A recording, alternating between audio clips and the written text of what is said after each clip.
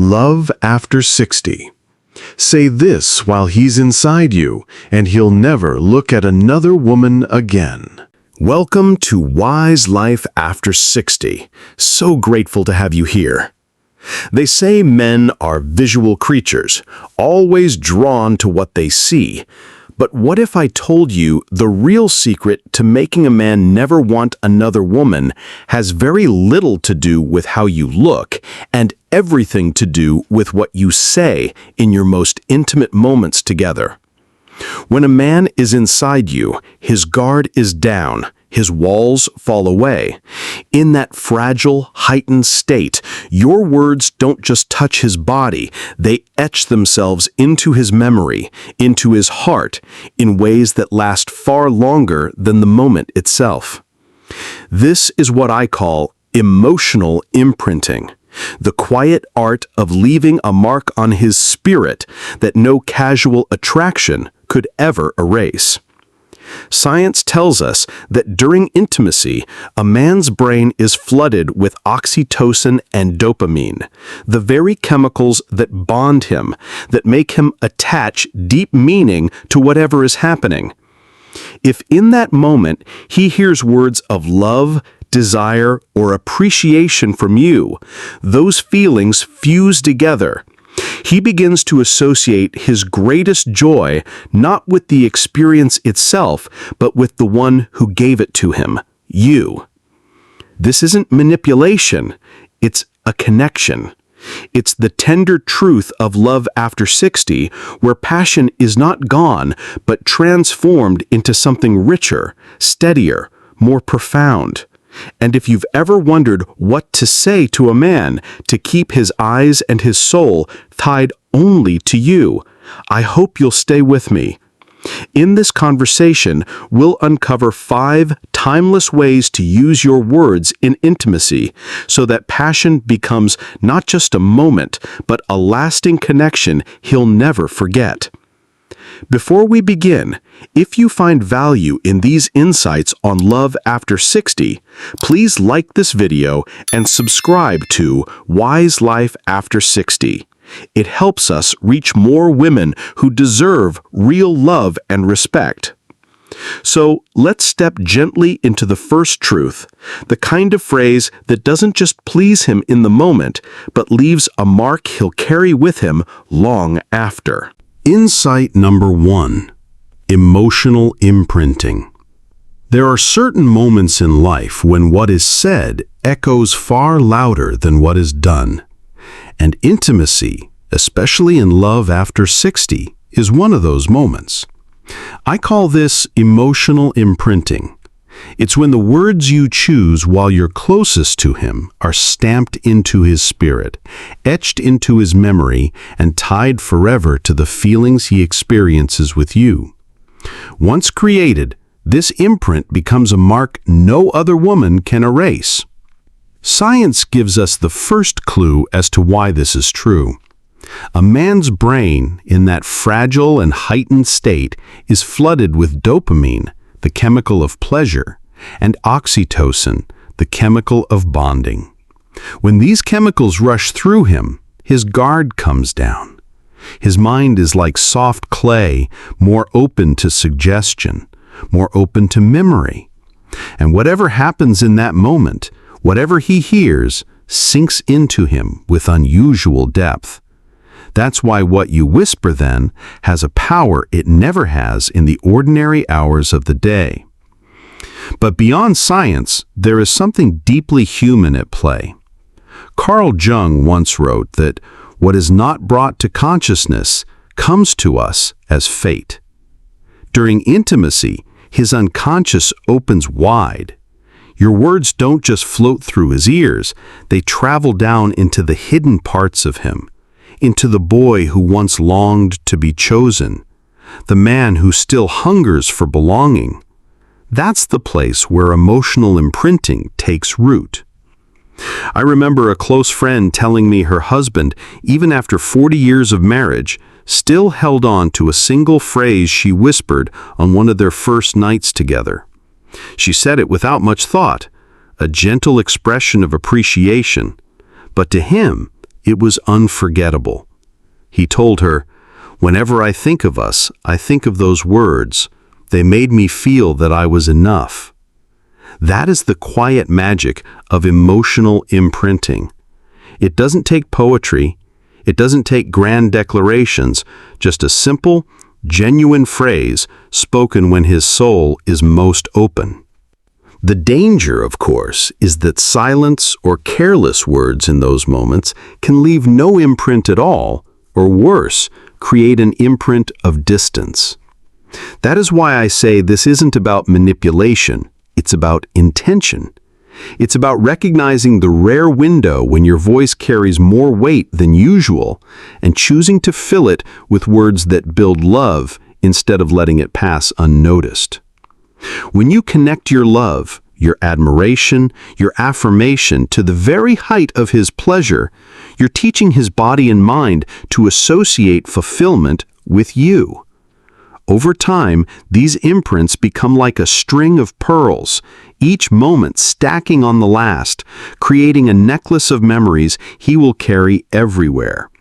And long after the fire of passion has cooled in the night, the glow of those words will remain. That is why emotional imprinting is the first and perhaps most powerful key. Because once his heart carries that mark, it's not just his body that remembers you, it is his very definition of love itself. Emotional imprinting plants the seed, but the way it grows depends on where you direct your words, not just to his pride, but to his very identity.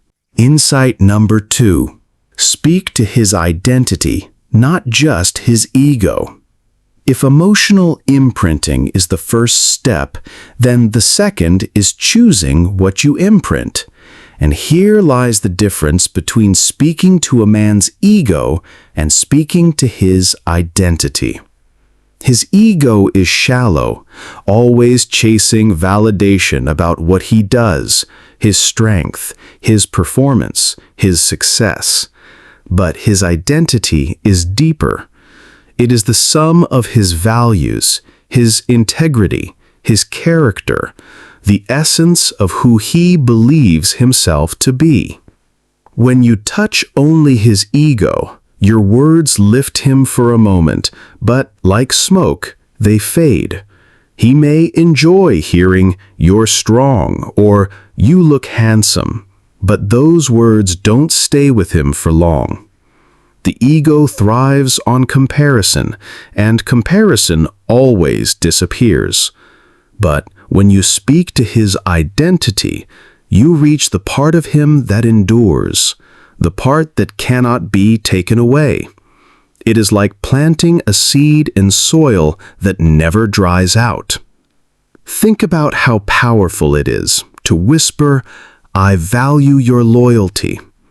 In that instant, you are not praising something temporary. You are honoring a quality that defines him as a man. Or to say, "I love your kindness." That tells him he is more than his achievements, more than his appearance.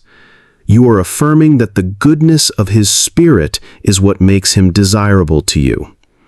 Even a phrase like, "I admire your ambition," has a way of lighting his pride while grounding it in who he is at the core.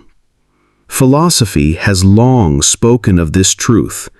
The Stoic Epictetus once said, "First say to yourself what you would be, then do what you have to do."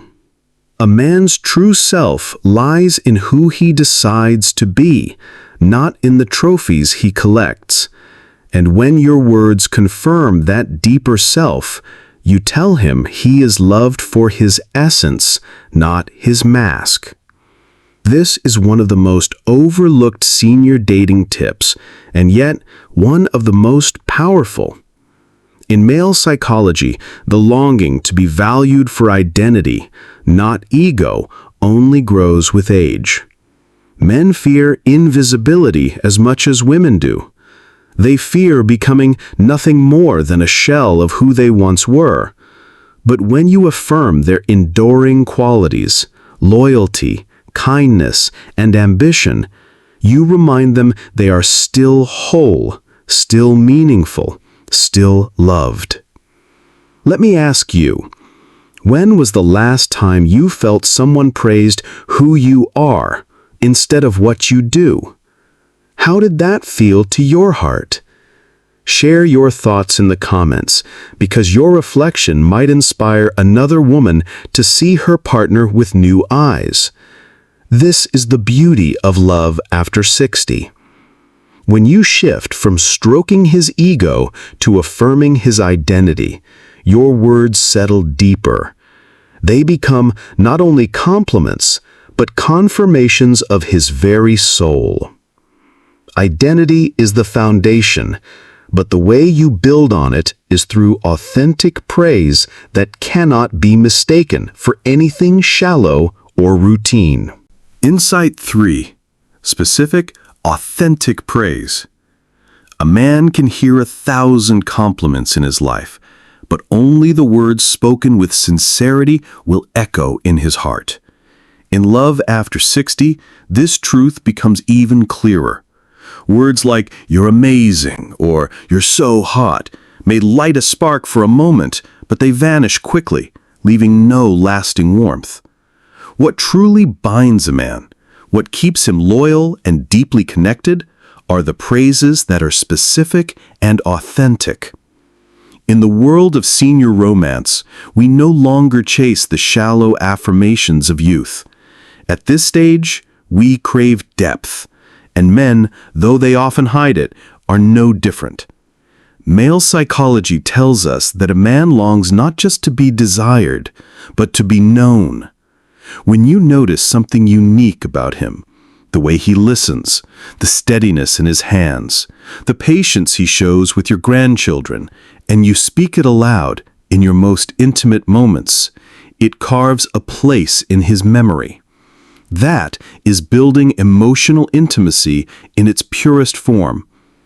I once had a friend who told me her partner didn't respond much when she told him he was handsome. But when, during intimacy, she whispered, "I love how safe I feel when your arms are around me," he froze for a second, then kissed her forehead with tears in his eyes. That was the difference between generic praise and authentic connection. She wasn't just praising his looks, she was naming the unique way he made her life better.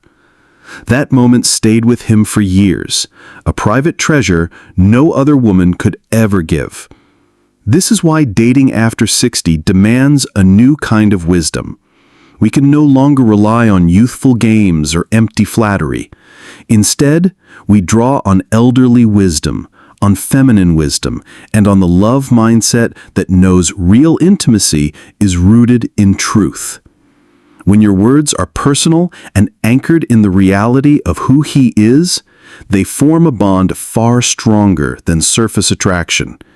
They tell him that he is not invisible, that you see him as a whole man, body, mind, and spirit. In senior dating tips, I always remind women, men are starved for recognition that feels real. Specific praise is not manipulation, it is nourishment. It feeds the deepest hunger of his heart, the desire to be truly seen. And when he feels seen by you, he no longer looks outward for validation. He anchors himself in the love you give. So remember, relationship advice for women in later life is not about crafting perfect lines, but about opening your eyes and your heart. Notice him. Name the details.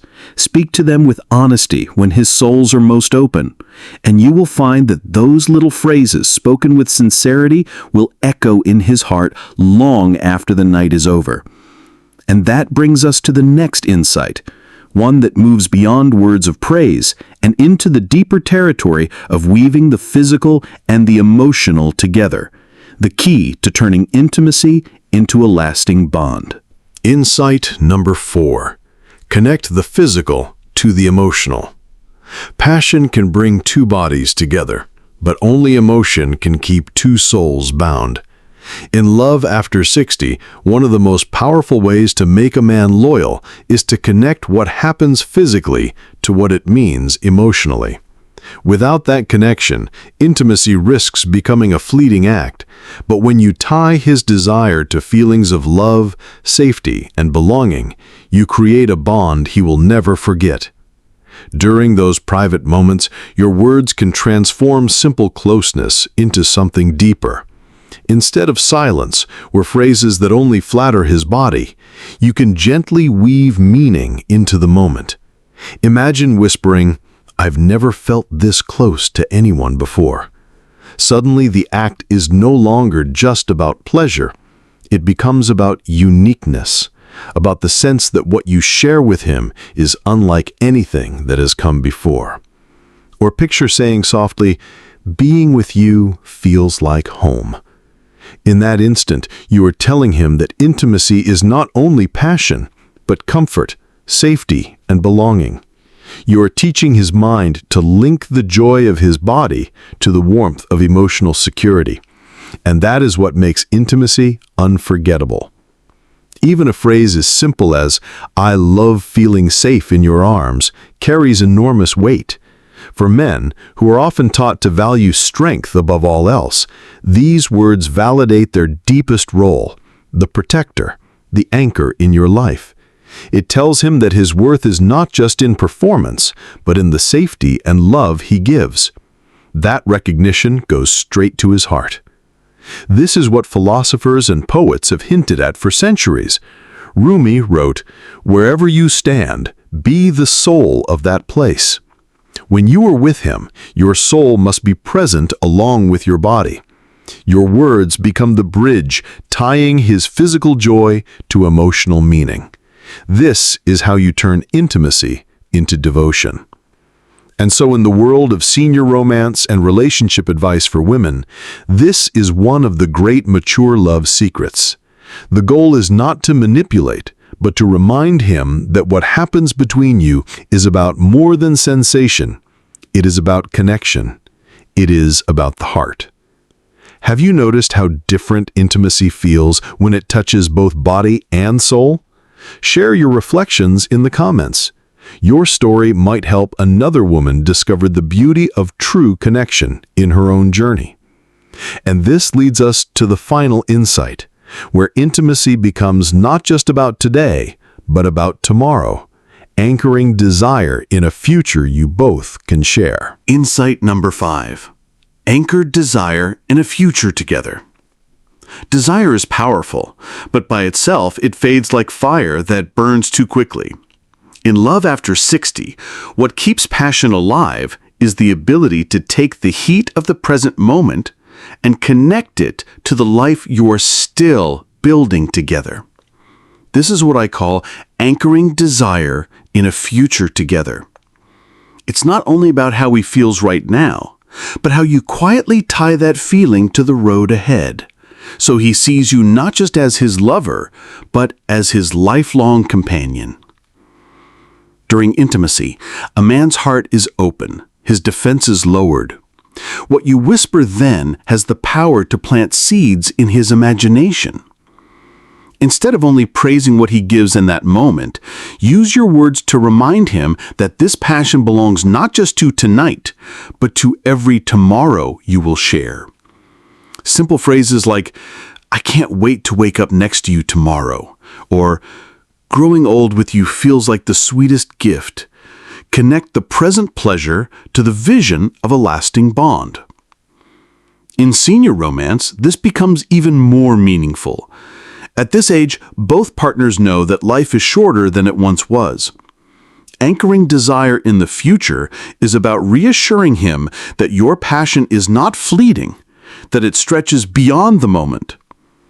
Words such as, "Every time we're together like this, I see the future I want with you," or "You make me excited about all the days still ahead of us," are not just romantic, they are grounding. They tell him that intimacy is not isolated, but part of a greater story you are writing together. This approach is deeply rooted in psychology. Research shows that when desire is linked to future-oriented thinking, the bond between partners strengthens. In male psychology, this is especially powerful because it reassures him of permanence. You are not just sharing a night, you are sharing a vision. That vision creates security, devotion, and hope. This is one of the most beautiful forms of feminine wisdom. By anchoring the physical closeness of today to the emotional promise of tomorrow, you help him feel that your connection is not temporary, but eternal. And that is how you make him loyal, not by force, but by desire that is tied to love. So let me leave you with a thought. Which words would you choose to plant into tomorrow? Spoken in the most intimate moment you share. Think of it as a love letter whispered into his soul, one that reminds him not only of what you give now, but of everything you still promise to give. As we come to the end of this conversation, I hope you can see that what makes love last after 60 is not only passion, not only companionship, but the power of words spoken at the right moment. Intimacy is more than the body. It is the gateway to the heart. And when you know how to speak into that open space, you leave an imprint he will carry for the rest of his life. We began with emotional imprinting, the art of leaving words so deeply tied to his pleasure that they become unforgettable. Then we moved into speaking to his identity, not just his ego, affirming who he is, not only what he does. From there, we saw the power of specific, authentic praise, the kind of recognition that makes a man feel truly seen. We explored the beauty of connecting the physical to the emotional, where intimacy becomes devotion. And finally, we discovered how to anchor desire in a future together, tying the passion of today to the promise of tomorrow. These are not tricks, and they are not manipulation. They are reminders that love after 60 is still alive, still passionate, still capable of being profound. They are tools for building an emotional connection that is both tender and unbreakable. When you use your words with care and honesty, you do more than hold his attention. You hold his heart. If you found value in this conversation, I hope you'll like this video and subscribe to Wise Life After 60. Together, we are creating a space where women can honor their worth, celebrate their wisdom, and experience the kind of love that grows richer with age. Until next time, take care of your spirit. And remember, your words are not just sounds in the air. They are the seeds of loyalty, passion, and love that endure.